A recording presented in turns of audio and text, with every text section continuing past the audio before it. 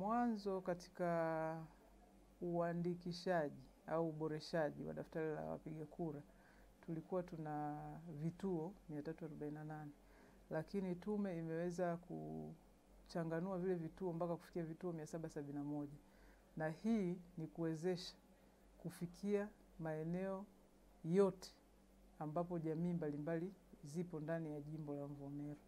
Kwa hiyo tunaamini kila eneo ambalo lina mkusanyiko wa watu ambao wako ndani ya jimbo la Mvomero watafikiwa kulingana na mgawanyiko huo wa vituo ambavyo ni 771.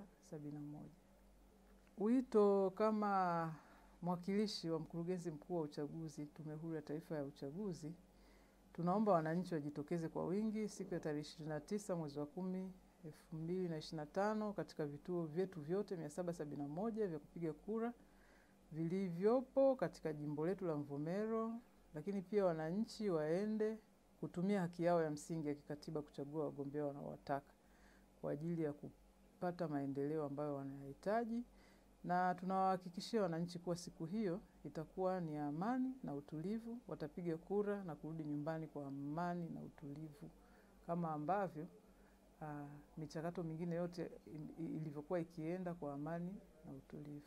Tumeandaa mazingira rafiki kabisa wakati wa kupiga kura. Mfano, watu wenye ulemavu, wakina mama wajawazito na wenye watoto wachanga, hawa hawatopanga mistari.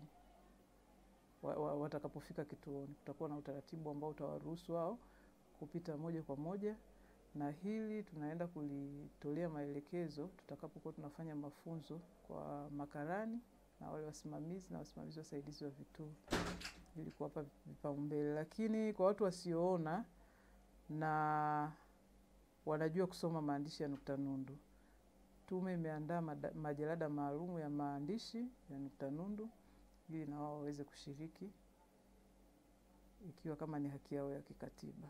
Ninaomba siku ile tarehe 29 tunaomba wafugaji wenzetu tukashiriki pamoja kupiga kura, tuchague rais yetu uwe bora, na tunaomba tumalize salama.